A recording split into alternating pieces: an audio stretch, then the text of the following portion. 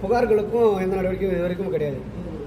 திருவள்ளூர் மாவட்டத்தில் அரசுக்கு சொந்தமான நீர்நிலைகள் ஆக்கிரமிக்கப்பட்டிருக்கிறது. அதனை அகற்ற வேண்டும் என்று உயர்நீதிமன்றம் உத்தரவிட்டும் அகற்றுவதற்கான நடவடிக்கையில் நீர்ப்பாசனத்துறையோ வருவாய்த்துறை ஈடுபடாது வன்மையாக கண்டிக்கத்தக்கது. நீர்ப்பாசனத்துறை வருவாய்த்துறை கார்ப்பரேட்டுகளுடைய கைக்கூலியாக திருவள்ளூர் மாவட்டத்தில் மாறியிருக்கிறார்களோ, மாவட்ட நிர்வாகம் இதை கண்டுகொள்ளாமல் புறக்கணிக்கிறதோ என்று விவசாயிகள் அஞ்சுகிறார்கள். இது குறித்தும் தமிழ்நாடு முதலமைச்சர் உரிய விளக்கம் அளிக்க வேண்டும். எனவே தமிழ்நாடு அரசு நீதிமன்ற உத்தரவுகளையே செயல்படுத்த மறுத்து கொள்கை முடிவெடுத்துதான் தமிழ்நாடு அரசு நில ஒருங்கிணைப்பு சட்டம் கொண்டு வருகிறது.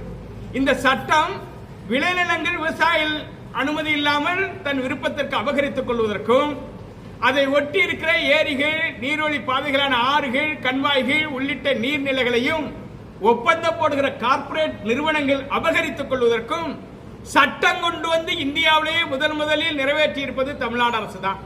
இது உலகத்திலேயே எந்த நாட்டிலையும் நீர்நிலைகளை எல்லாம் கார்ப்பரேட்டுகள் தொழிற்சாலை அமைப்பதற்கு அபகரித்துக் கொள்ளலாம் என்று சொல்லுகிற ஒரு சட்டம் தமிழ்நாட்டில் தான் கொண்டு வரப்பட்டிருக்கிறது. இது குறிப்பாக திருவள்ளூர் மாவட்டத்தை மையமாக வைத்தான் கொண்டு வரப்பட்டிருக்கிறது.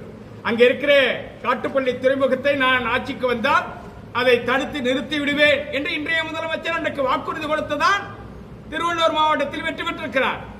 ஆனால் இன்றைக்கு அதானியோடு துணை போகிறார் என்கிற சர்ச்சை வெளிவந்திருக்கிறது.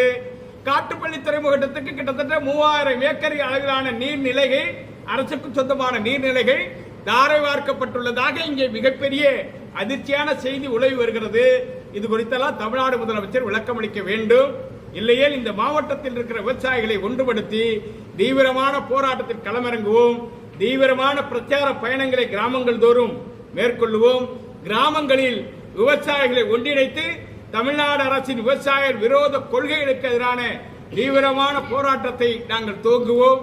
விளைநிலங்களையும் நீர்நிலைகளையும் பாதுகாப்பதற்கு, விவசாயிகளை பாதுகாப்பதற்கு, மக்களை பாதுகாப்பதற்கு தமிழ்நாடு அனைத்து விவசாய சங்கங்களுடைய ஒருங்கிணைப்பு குழு எந்த சுயநல நோக்கமும் இன்றி தன்னலமற்ற முறையில் செயல்படுவதற்காக மாவட்ட தலைவராக நமது பொன்னேரி அன்பு அவர்களும், கௌரவ தலைவராக நமது விஜய் பிரசாத் அவர்களும், மாவட்ட செயலாளராக சுரேஷ் பாபு அவர்களும், மாவட்ட பொருளாளராக விஷால் அவர்களும் தேர்வு செய்யப்பட்டிருக்கிறார்கள். அதேபோல மீஞ்சூர் ஒன்றியத்திற்கு தனசேகரன் ஒன்றிய துணைத் தலைவராகவும், கோபி துணைத் தலைவராகவும், திருமலை ஒன்றிய செயலாளராகவும், பாலசுப்ரமணியன் துணை செயலாளராகவும், வினோத் பொருளாளராகவும் தேர்வு செய்யப்பட்டிருக்கிறார்கள்.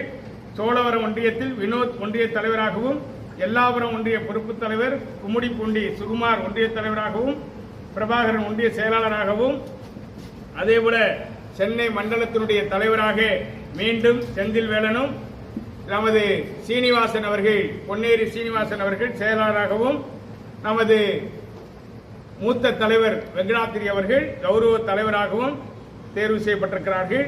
ஹரி முதலியாரும் தேர்வு செய்யப்பட்டிருக்கிறார்கள். இப்படி பல்வேறு பொறுப்பாளர்கள் இவர்கள் கிராமங்கள் தோறும் இந்த அமைப்பை உருவாக்கி ஒட்டுமொத்தமாக நிலத்தை காப்பதற்கும் நீர்நிலைகளை காப்பதற்கும் தீவிரமான போராட்டத்தில் களமிறங்க இருக்கிறார்.